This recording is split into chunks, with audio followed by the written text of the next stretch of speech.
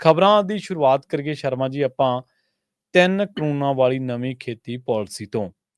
ਕਹਿੰਦੇ ਆਖਿਰ ਮਾਨ ਸਰਕਾਰ ਨੂੰ ਇਹਦੀ ਯਾਦ ਆ ਹੀ ਗਈ ਹੈ ਤੇ ਮੀਡੀਆ ਦੇ ਵਿੱਚ ਤਾਂ ਕਿਸਾਨ ਧਿਰਾਂ ਦੇ ਵਿੱਚ ਤਾਂ ਸੰਘਰਸ਼ੀਲ ਧਿਰਾਂ ਦੇ ਵਿੱਚ ਤਾਂ ਚਰਚਾ ਕਿੰਨੇ ਦਿਨਾਂ ਤੋਂ ਹੀ ਆ। ਆਪਾਂ ਵੀ 1-2 ਵਾਰੀ ਚਰਚਾ ਕਰ ਹਟੇ ਆਂ ਇਹਦੇ ਉੱਤੇ। ਬਿਲਕੁਲ ਪ੍ਰਵੀਨ ਜੀ, ਜਿਹੜੇ 3 ਖੇਤੀ ਕਾਨੂੰਨ ਕਿਸਾਨ ਦਿੱਲੀ ਦੀਆਂ ਬਰੂਹਾਂ ਤੇ ਬੈਠ ਕੇ 1 ਸਾਲ ਤੋਂ ਵੱਧ ਵਕਵਾ ਬਤਾ ਕੇ 700 ਵੱਧ ਕਿਸਾਨਾਂ ਦੀ ਸ਼ਹਾਦਤ ਤੋਂ ਬਾਅਦ ਵਾਪਸ ਕਰਾ ਕੇ ਆਏ ਸੀ ਜੀ। ਉਹ 3 ਖੇਤੀ ਕਾਨੂੰਨਾਂ ਨੂੰ ਕੇਂਦਰ ਸਰਕਾਰ ਇਹ ਕਹਿੰਦੀ ਕਿ ਲਓ ਜੀ, ਤੁਸੀਂ ਕਹਿੰਦੇ ਹੋ ਖੇਤੀ ਸੂਬਾਈ ਮਸਲਾ, ਲਓ ਫਿਰ ਅਸੀਂ ਸੂਬਿਆਂ ਨੂੰ ਛੱਡਤਾ ਜੀ, ਆ ਮਸਲਾ ਸੂਬੇ ਤੇ ਪਰ ਫੈਸਲਾ ਲੈ ਕੇ ਉਹਨੂੰ ਲਾਗੂ ਕਰਨ। ਪਰ ਜੇ ਉਸ ਕਿਸਾਨੀ ਸੂਬਾਈ ਮਸਲਾ ਹੈ, ਜੇ ਮੰਡੀ ਦਾ, ਪੈਦਾਵਾਰ ਦਾ, ਇਹ ਸਾਰੇ ਮਸਲੇ ਸੂਬਾਈ ਨੇ, ਤਾਂ ਫਿਰ ਪਾਲਿਸੀ ਵੀ ਸੂਬਾ ਬਣਾਊਗਾ, ਕੇਂਦਰ ਥੋੜਾ ਬਣਾਊਗਾ। ਪਰ ਤੁਸੀਂ ਖਰੜੇ ਤਿਆਰ ਕਰਕੇ ਸੂਬਿਆਂ ਨੂੰ ਭੇਜਤੇ ਕਿ ਇਹਨੂੰ ਲਾਗੂ ਕਰ ਦਿਓ।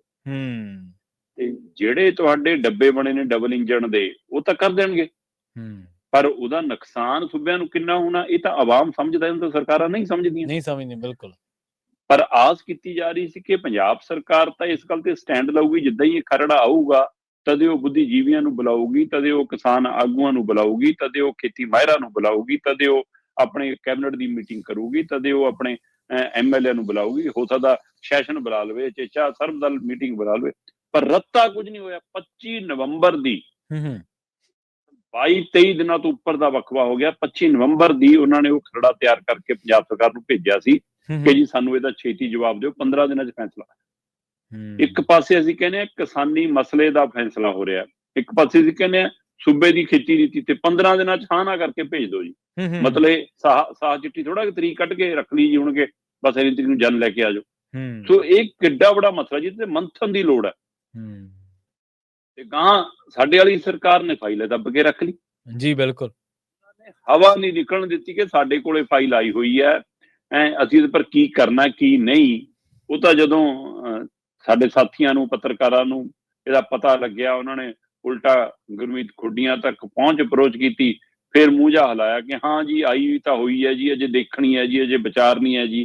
ਫਿਰ ਸ਼ਰਮੋ ਸ਼ਰਮੀ ਸੀ, ਪਤਾ ਨਹੀਂ ਹਕੀਕਤ ਸੀ। ਲੰਘੇ ਕੱਲ ਫਿਰ ਖੁੱਡੀਆਂ ਸਾਹਿਬ ਨੇ ਆਪਣੇ ਅਧਿਕਾਰੀਆਂ ਨਾਲ ਬੈਠਕ ਕੀਤੀ।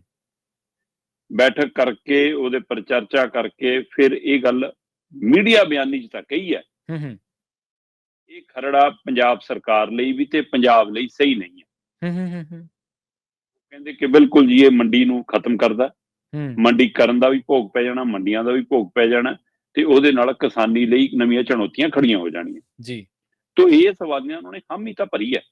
ਅਧਿਕਾਰੀਆਂ ਦੇ ਬੋਲ ਤੇ ਸਰਕਾਰਾਂ ਦੇ ਬੋਲ ਮੀਡੀਆ 'ਚ ਕਈ ਵਾਰ ਹੋਰ ਹੁੰਦੇ ਨੇ, ਕਾਗਜ਼ਾਂ ਤੇ ਕੁਝ ਹੋਰ ਉਕਰਦੇ ਨੇ। ਸੋ ਉਹਦਾ ਅਜੇ ਫਿਕਰ ਖੜਾ ਹੈ ਕਿ ਉਸ ਸਥਿਤੀ ਵੱਲ ਵਧਣਾ ਕਿਵੇਂ। ਹਾਂ, ਇਹਦੇ ਵਿੱਚੋਂ ਇਹ ਵੀ ਦੱਸਿਆ ਗਿਆ ਕਿ ਆਉਂਦੇ ਦਿਨ 'ਚ ਸ਼ਾਇਦ ਉਹ 19 ਤਰੀਕ ਹੋਵੇ।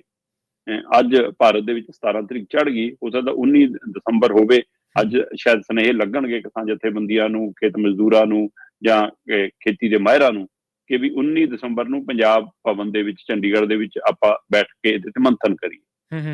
ਪਰ ਉਹ ਤੋਂ ਪਹਿਲਾਂ ਮੈਨੂੰ ਇਹ ਵੀ ਪਤਾ ਲੱਗ ਰਿਹਾ ਕਿ ਕੁਝ ਜਥੇਬੰਦੀਆਂ ਨੇ ਇਹ ਵੀ ਕਿਹਾ ਕਿ ਜੇ ਸਾਨੂੰ ਬੁਲਾਉਣਾ, ਪਹਿਲਾਂ ਸਾਨੂੰ ਉਹਦਾ ਖਰੜਾ ਤਾਂ ਪੰਜਾਬੀ 'ਚ ਦਿਓ। ਕੇਂਦਰ ਨੇ ਤਾਂ ਜੋ ਕਰਨਾ ਸੀ ਕਰਤਾ, ਉਹਨਾਂ ਨੇ ਤਾਂ ਅੰਗਰੇਜ਼ੀ 'ਚ ਬਣਾ ਕੇ 35-40 ਪੇਜਾਂ ਦਾ ਭੇਜਤਾ। ਤੇ ਘੱਟੋ ਘੱਟ ਪੰਜਾਬ ਸਰਕਾਰ ਇੰਨੇ ਦਿਨਾਂ ਦੱਬੀ ਬੈਠੀ, ਉਹਦਾ ਪੰਜਾਬੀ ਉਹ ਕਰਨ ਕਰਾ ਲੈਂਦੀ। ਜੀ। ਕਦੋਂ ਕਦੋਂ ਤੁਸੀਂ ਉਹਨਾਂ ਨੂੰ ਦਓਗੇ, ਕਦੋਂ ਨਹੀਂ। ਦੇਖੋ, ਜਦੋਂ ਤੱਕ ਤੁਹਾਨੂੰ ਸਿੱਖਿਆ ਤੇ ਨਿਆਂ ਆਪਣੀ ਭਾਸ਼ਾ 'ਚ ਨਹੀਂ ਨਾ ਮਿਲਦਾ, ਬਿਲਕੁਲ ਸਹੀ, ਤਦ ਤੱਕ ਉਹਦੇ ਕੋਈ ਮਾਇਨੇ ਨਹੀਂ ਗਏ। ਹੱਕ ਬਣਦਾ ਹੈ ਜੇ ਕੇਂਦਰ ਸਰਕਾਰ ਇਹ ਵਧੀਕੀ ਤੇ ਹੈ ਕਿ ਉਹ ਅੰਗਰੇਜ਼ੀ 'ਚ ਗੱਲ ਕਰਦੀ ਹੈ ਜਾਂ ਹਿੰਦੀ 'ਚ ਗੱਲ ਕਰਦੀ ਹੈ, ਤਾਂ ਸਾਡੇ ਲੋਕਾਂ ਦਾ ਹੱਕ ਬਣਦਾ ਸਰਕਾਰ ਇਹ ਰੋਲ ਨਿਭਾਉਂਦੀ ਕਿ ਵੀ ਅਸੀਂ ਲਓ ਇਹਨੂੰ ਪੰਜਾਬੀ 'ਚ ਕਰਦੇ ਹਾਂ, ਤੇ ਹੁਣ ਤੁਸੀਂ 2 ਦਿਨਾਂ 'ਚ ਕੀ ਉਹਦਾ ਕਰਾਓਗੇ, ਕਦੋਂ ਪਹੁੰਚਾਓਗੇ, ਕਦੋਂ ਪੜ੍ਹਨਗੇ, ਕਦੋਂ ਆਪਣੀ ਚਰਚਾ ਕਰਨਗੇ, ਕਦੋਂ ਫਿਰ ਤੁਹਾਡੇ ਨਾਲ ਰਾਏ ਕਰਨਗੇ। ਸੋ ਇਹਦਾ ਮਤਲਬ ਤੁਸੀਂ ਤੇਜ਼ੀ ਨਾਲ ਨਿਭਾਉਣਾ ਚਾਹੁੰਦੇ ਹੋ ਇਹਨੂੰ, ਬਸ ਕਿ ਹਾਂ ਡੰਗ ਟਪਾਤਾ ਜੀ, ਹੋ ਗਿਆ ਜੀ। ਚੰਗਾ ਹੁੰਦਾ ਕਿ ਤੁਸੀਂ, ਜੇਕਰ ਤੁਹਾਨੂੰ ਸਹੀ ਰੂਪ 'ਚ ਸਪਸ਼ਟ ਹੈ, ਤੁਸੀਂ ਕਿੰਨੇ ਕੁਝ ਬੰਦਿਆਂ ਨਾਲ ਫੋਨ ਤੇ ਵੀ ਰਾਬਤਾ ਤੁਹਾਡਾ ਹੋ ਚੁੱਕਿਆ ਹੈ ਖੁੱਡੀਆਂ ਸਾਹਿਬ, ਤੇ ਤੁਸੀਂ ਠੋਕ ਕੇ ਕਿਉਂ ਨਹੀਂ ਕਹਿੰਦੇ ਕਿ ਸਾਨੂੰ ਇਹ ਮਨਜ਼ੂਰ ਨਹੀਂ ਹੈ ਜੀ। ਹਾਂਜੀ, ਬਿਲਕੁਲ ਬਿਲਕੁਲ, ਕਿ ਅਸੀਂ ਆਪਣੇ ਹਿਸਾਬ ਨਾਲ ਬਣਾਉਂਦੇ ਹਾਂ ਜੀ, ਸਾਨੂੰ ਦੇ ਦਿਓ, ਅਸੀਂ ਆਪਣਾ ਲਾਗੂ ਕਰ ਲਾਂਗੇ ਆਪੇ। ਉਸਦੇ ਉੱਤੇ ਤੁਹਾਡੀ ਆਪਣੀ ਖੇਤੀ ਨੀਤੀ ਵੀ ਅਜੇ ਤੁਰੀ ਫਿਰਦੀ ਹੈ। ਉਹ ਸਾਰੀ ਪ੍ਰਕਿਰਿਆ ਦੇ ਵਿੱਚ ਅਜੇ, ਚਲੋ ਮੈਂ ਕਹਿੰਦਾ ਠੀਕ ਹੈ, ਇਹ ਪਹਿਲ ਕਦਮੀ ਤਾਂ ਕੀਤੀ ਸਰਕਾਰ ਨੇ, ਸ਼ਾਬਾਸ਼ੀ ਹੈ ਕਿ ਤੁਸੀਂ ਆਪ ਵੀ ਮੀਟਿੰਗ ਕਰ ਲਈ, ਤੁਸੀਂ ਕਿਸਾਨ ਜਥੇਬੰਦੀਆਂ, ਖੇਤੀ ਮਾਹਿਰਾਂ ਦੀ ਮੀਟਿੰਗ ਲਈ ਵੀ ਸਮਾਂ ਤੇ ਸਥਾਨ ਤੈਅ ਕਰ ਲਿਆ। ਪਰ ਕੀ ਇਹ ਮਸਲਾ ਛੋਟਾ? ਜਿਹੜਾ ਸੂਬਾ ਖੇਤੀ ਆਧਾਰਿਤ ਸੂਬਾ ਹੈ ਔਰ ਜਿਹੜੇ ਸੂਬੇ ਦਾ ਅਰਥਚਾਰਾ ਖੇਤੀ ਦੇ ਆਧਾਰ ਤੇ ਘੁੰਮਦਾ ਹੈ, ਚੱਲਦਾ ਹੈ, ਬਿਲਕੁਲ ਸਮੁੱਚੀਆਂ ਸਾਡੀਆਂ ਸਾਰੇ ਪਾਸਿਓਂ ਤਾਰਾਂ ਕਿਸਾਨੀ ਨਾਲ ਆ ਕੇ ਜੁੜਦੀਆਂ, ਉਸ ਸੂਬੇ ਦਾ ਮੁੱਖ ਮੰਤਰੀ ਮੂੰਹ ਨਾ ਖੋਲੇ ਐਡੇ ਬੜੇ ਮਸਲੇ ਤੇ, ਸੂਬੇ ਦਾ ਮੁੱਖ ਮੰਤਰੀ ਕੋਈ ਰਿਐਕਟ ਨਾ ਕਰੇ ਇਸ ਮਸਲੇ ਤੇ। ਕਿਸਾਨ ਅੰਦੋਲਨ ਤੋਂ ਲੈ ਕੇ ਆ ਜਿਹੜਾ ਹੁਣ ਖਨੌਰੀ ਸ਼ੰਭੂ ਚੱਲ ਰਿਹਾ ਉਹ ਤੋਂ ਲੈ ਕੇ ਆ ਕੇਂਦਰ ਦੀ ਹਵਾਲੇ ਨਾਲ ਆਈ ਖੇਤੀ ਪਾਲਿਸੀ ਤੱਕ ਮੁੱਖ ਮੰਤਰੀ ਸਾਹਿਬ ਦਾ ਇੱਕ ਟਵੀਟ, ਇੱਕ ਬਿਆਨ, ਇੱਕ ਟਿੱਪਣੀ, ਇੱਕ ਕਿਸੇ ਰੈਲੀ ਸਮਾਗਮ 'ਚ ਕੋਈ ਗੱਲ ਮੈਨੂੰ ਚੇਤੇ ਕਰਾ ਦਿਓ ਜੇ ਹੋਵੇ। ਸੋ ਜਨਾਬ ਦੀ ਚੁੱਪ ਕਈ ਸਵਾਲ ਖੜੇ ਕਰਦੀ ਆ ਕਿ ਜੇ ਮੁਖੀ ਇਸ ਮਸਲੇ ਤੇ ਬੋਲਣ ਲਈ ਤਿਆਰ ਨਹੀਂ, ਕੀ ਇਹ ਸਿਰਫ ਡੰਗ ਟਪਾਈ ਆ ਕਿ 25 ਨਵੰਬਰ ਦੀ ਆਈ ਹੋਈ ਫਾਈਲ ਦੇ ਉੱਤੇ 16 ਨਵੰਬਰ ਨੂੰ ਮਾੜੀ ਮੋਟੀ ਗੱਲ, 16 ਦਸੰਬਰ ਨੂੰ ਮਾੜੀ ਮੋਟੀ ਗੱਲ ਕਰ ਲਓ ਤੇ ਬਸ ਬਾਅਦ ਚੋਂ ਦੇਖਦੇ ਆ ਜੀ। ਸੋ ਹੁਣ ਦੇਖਦੇ ਆ ਜੀ ਕਿ ਜਦੋਂ ਜਥੇਬੰਦੀਆਂ ਦੀ ਮੀਟਿੰਗ ਹੁੰਦੀ ਆ ਉਹਦੇ ਵਿੱਚ ਗੱਲ ਕਿੱਧਰ ਨੂੰ ਵੱਧਦੀ ਆ। ਮਸਲਾ ਬਹੁਤ ਵੱਡਾ ਹੈ, ਪੰਜਾਬ ਦੇ ਲਈ ਬਹੁਤ ਵੱਡਾ ਹੈ। ਇੱਕ ਤਰ੍ਹਾਂ ਨਾਲ ਸਹੀ ਰੂਪ 'ਚ 3 ਖੇਤੀ ਕਾਨੂੰਨਾਂ ਨੂੰ ਨਵੀਂ ਪੈਕਿੰਗ ਦੇ ਵਿੱਚ ਪੰਜਾਬ ਭੇਜ ਦਿੱਤਾ ਗਿਆ ਔਰ ਇਹ ਪੰਜਾਬ, ਹਰਿਆਣਾ, ਸਮੁੱਚੇ ਮੁਲਕ ਦੇ ਲਈ ਅਜਿਹੀ ਪਾਲਿਸੀ ਖਤਰਨਾਕ ਹੈ ਕਿਉਂਕਿ ਸਾਡਾ ਮੰਡੀਕਰਨ ਖਤਮ ਹੋਊਗਾ, ਸਾਡਾ ਆੜਤੀਕਰਨ ਵੀ ਨਾਲੇ ਮੁੱਕੂਗਾ ਤੇ ਉਹਦੇ ਨਾਲ ਸਾਰਾ ਸਿਸਟਮ ਸਾਡਾ ਡਗਮਗਾਊਗਾ। ਇਹ ਮੰਡੀਆਂ ਮੁਕਾ ਕੇ ਸਿੱਲੋਆਂ ਦੇ ਹੱਥ ਕਿਸਾਨੀ ਦੀ ਡੋਰ ਦੇਣਾ ਚਾਹੁੰਦੇ ਨੇ ਤੇ ਮੁੜ ਕੇ ਖੇਤਾਂ ਨੂੰ ਕਾਰਪੋਰੇਟ ਘਰਾਣਿਆਂ ਦੇ ਹਵਾਲੇ ਕਰਨ ਦੀ ਕਵਾਇਦ ਹੈ।